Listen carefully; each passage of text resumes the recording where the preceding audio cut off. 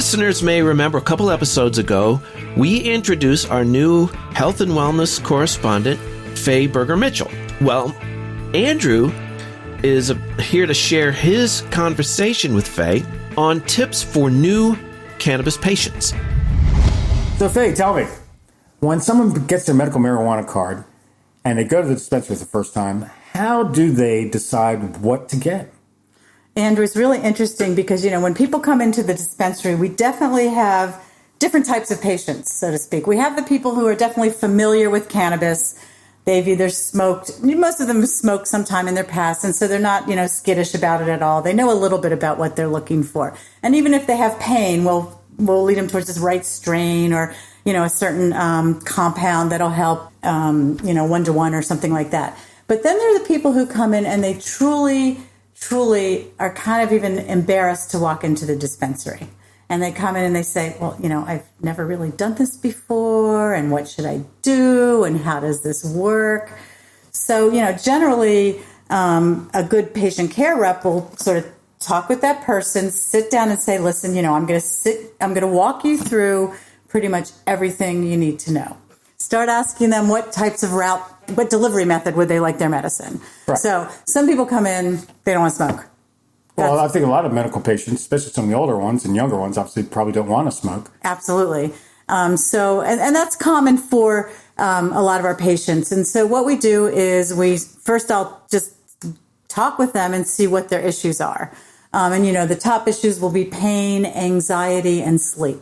Those are probably my 3 top issues that patients come in for. And most often it all comes together, so one leads to the other. Sometimes you have a little pain, which might lead to anxiety, and then that leads to sleeplessness. So it's kind of a complex of what's going on medically. And so do you find that one strain can probably help someone with more than one symptom? Yes, that's one thing. But here's what we try to do. I mean, definitely they can help with more than one symptom. But what I try to do is I try to say, let's focus on one symptom. Because it can be overwhelming when you try to talk to people about terpenes and sativa and indica, and they just get overwhelmed. And I've actually seen some patient care reps give too much information to a first-time patient. Mm-hmm. And then they just start glazing over and they're not quite sure what to do. So how do people decide on dosing?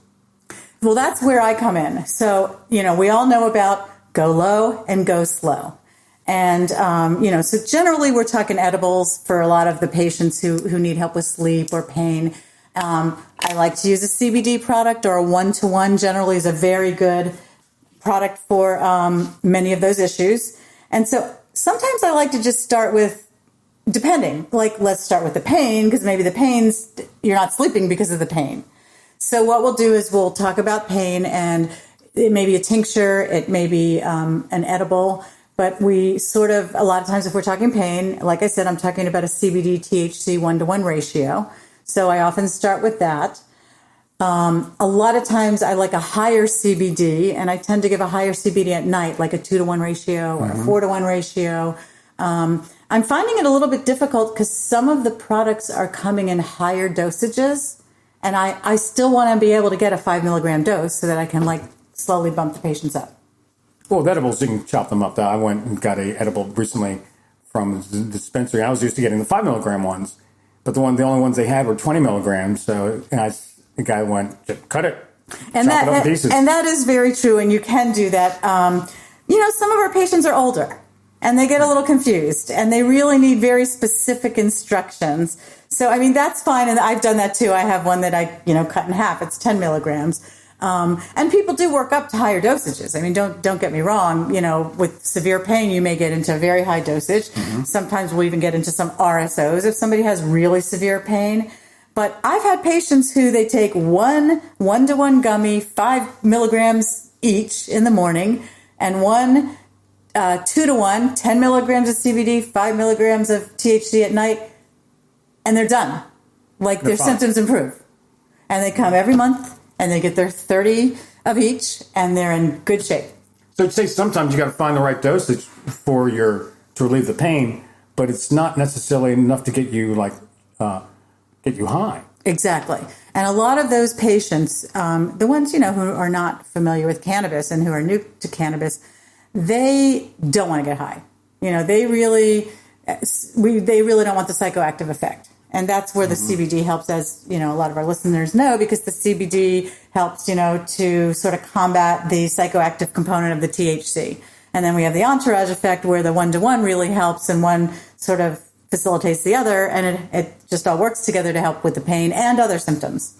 So do you see some patients who come in and say sort of wink, wink, I got a bad shoulder, just give me the skunkiest, dankiest, bud you got. Mm-hmm. They're just using it as an excuse for recreational? I mean, I think it's kind of this fine line between recreational or, adult use and medical. Yes, I definitely get those people. But there's usually some sort of medical component going on, or else they wouldn't be able to. Well, they could have gotten their card in a shady kind of way, but in general, there's something going on. But yes, we definitely have those people who come in kind of every day for their pre-roll. I mean, that doesn't mean it's not medicine for them, but, it's not like the severe pain that they're dealing with every day of their life. Well, also, I think even with alcohol, to a certain point, people are self-medicating. Absolutely. Yes. I mean, I need a drink after work. I mean, that's self-medicating. I mean, you have anxiety, you're just calming down. You're medicating yourself. Exactly. And, it's, where do you draw that line? Right. Well, that's an adult responsibility. That, every adult can go and purchase alcohol and they can drink as much or as little as they want. Adults, well, depending on what state you're in, can go purchase cannabis, either whether you're a medical patient or in some states you can even just go purchase it. Surprise, surprise. And then they're an adult. It's up to them not to overuse. We could say the same thing about opioids, but we're theoretically adults who can make responsible decisions. So, Faye, in conclusion, what recommendations would you give someone? What are the bullet points for your first dispensary visit? Well, so the first-time visitor should really take their time listening to their patient care rep. They will try products. And what I like to tell my patients is, don't go to another dispensary if this doesn't work. A lot of times they'll purchase something, it doesn't really work, and then they'll go down the road to the next dispensary. I tell them, come back, we have your history, we can look at what works and what doesn't work. And that really helps them move forward in their medical, in what medicine they need. And that's really true patient care and follow-up. But they really don't have to do that. So I try to reiterate that to my patients, that it's really important to come back. The other thing is I find a lot of patients, you'll spend a little bit of money in the beginning on products that don't work. And that's just part of the process. I find 2 to 3 months in, most patients have found what works for them. Some immediately, but some it takes a couple months to really find their perfect medicine. Thank you, everyone, for tuning in to Vote Pro Pot. This is Andrew. And this is Faye. Hey, write in if you have any questions for us.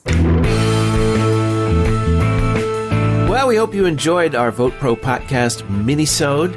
Check us out at VoteProPot.com. Send us an email at podcast@VoteProPot.com. Please like and follow and share us on LinkedIn, Facebook, Instagram, and Twitter. Just do a search for Vote Pro Pot.